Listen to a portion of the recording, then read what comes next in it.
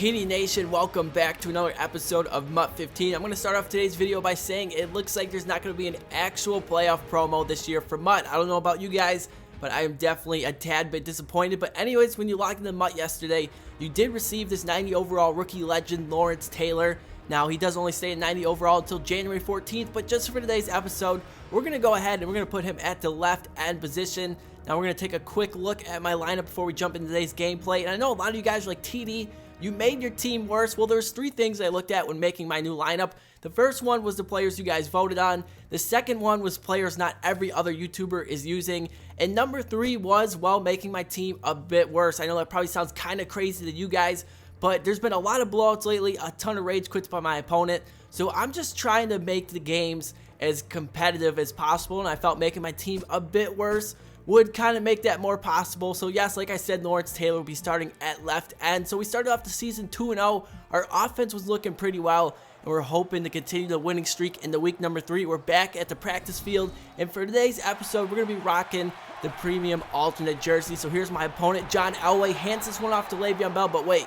After seeing John Elway as his quarterback, I had to go ahead and take a look at my opponent's depth chart. Yes, that's the actual 96 overall John Elway. You can see his flashback Darren Sproles as his backup running back. His wide receivers are absolutely stacked. Odell Beckham Jr. is his number 4 wide receiver, and his defense may even be better than his offense. You can see J.J. Watt and Justin Tuck. He's got the new Football Outsiders, Vince Wilfork, but take a look at his linebackers, Ryan Kerrigan, Jack Lambert, and Ray Lewis. Like, seriously, you have so many coins that you have Ray Lewis playing out of position, and then his secondary is just insane. Emmanuel Sanders, Sherman, Joe Hayden, Patrick Peterson, and then Cam Chancellor at the strong safety position. I mean, his team is absolutely stacked, but it's all right. We got this. And to be completely honest with you guys, I'm not even worried one bit. So here he is on 1st and 10. Counter play to Le'Veon Bell. That is Lawrence Taylor making that tackle in the backfield. 2nd and 12 now. John Elway looks right side, finds Antonio Brown. He gets into open space. And okay, maybe I'm just a little bit worried. He gets in for the game's first touchdown. Just like that, it's already 7-0. So here we are, our first offensive drive. We find Tavon Austin on a big 3rd down conversion. Later on 1st and 10, I see Steven Jackson wide open in the flats. And you guys are going to see my opponent ran the same exact defensive play every single time. So I was really looking to take advantage of the right side of the field. You can see that's Emmanuel Sanders over there getting pancaked. And that's going to happen more times than not. Steven Jackson all the way down to the 4. And later on 1st and goal, this is Jonathan Stewart in the game. And he powers his way into the end zone. And just like that, we tie things up at 7 apiece. Here comes an amazing offense my opponent has. Le'Veon Bell makes a spin move, breaks out of some tackles, and is finally brought down after 15 yards. 1st and 10, another screen play, but he's actually going to throw it to Rob Gronkowski across the middle. You guys are going to see my opponent run screen plays all day long. He just keeps running no huddle, and he just keeps flipping the play. He goes back to Le'Veon Bell and converts another 1st down. Later on 1st and 10, Le'Veon Bell right up the middle. You've got to be kidding me. Le'Veon Bell takes that one all the way into the end zone, and my opponent strikes right back and takes a 14-7 lead. So here we are in offense. Russell Wilson really nowhere to go, but we have tons of open space, and he's going to go ahead and slide, but not until we pick up 19 yards on the play. So on 3rd and 7, Russell Wilson fires this one for Keenan Allen, but a great play by Emmanuel Sanders to knock that one loose. So on 4th and 7, we go back to Steven Jackson. But once again, that's Joe Hayden that knocked that one loose. And we turn the ball over on down. So our defense has got to come up with a play here. You can see my opponent, he's just making tons of audibles. And to be honest with you guys, he did this several times throughout the game. It got pretty annoying. But look at Luke Kuechly ripping the ball loose, and Casey Hayward is there to recover it. So I feel like we have life again. 17 seconds to work with. Russell Wilson scrambling. Finds Odell Beckham Jr. at the last second. He tiptoes his way all the way to the 22-yard line. Later on 1st and 10, Russell Wilson finds his favorite target. That is Delaney Walker for the touchdown. I'm going to be honest with you guys. That was a pretty lucky catch, but we will take it. Here we are in the second half. Score is 14-14. Steven Jackson. Once again, another nice catch out of the backfield. We're going to go back to that counter play. And once again, huge field in front of us, and he is taking that one into the end zone to make it 21-14. So here's my opponent.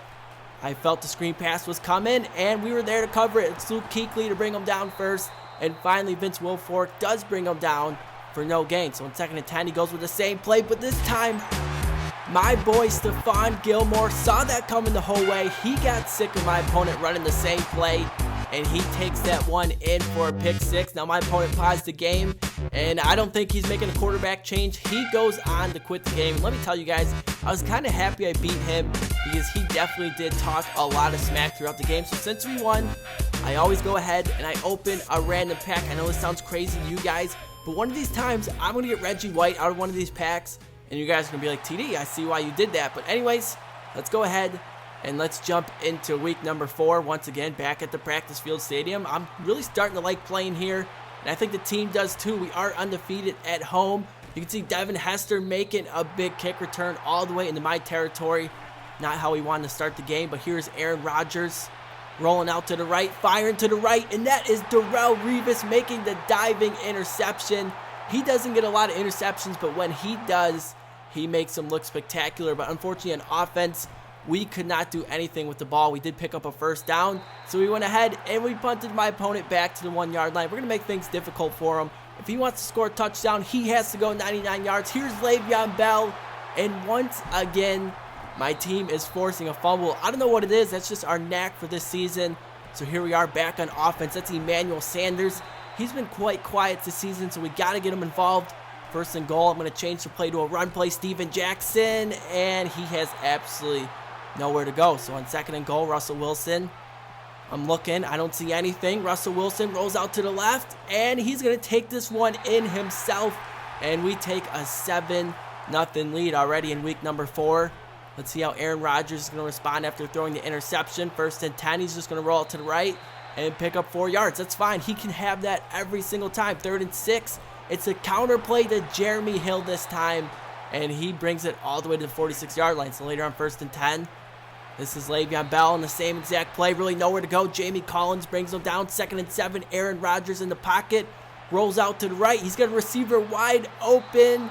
But after review, it would end up being ruled an incomplete pass. So on 3rd and 7, Rodgers, nowhere to go. Down he goes. It's Chandler Jones with a sack. So my opponent would come out, and he's going to go ahead. He's going to attempt a very long field goal. But he's got Greg the leg, so he's got no problem busting that one through. That makes it a 7-3 game.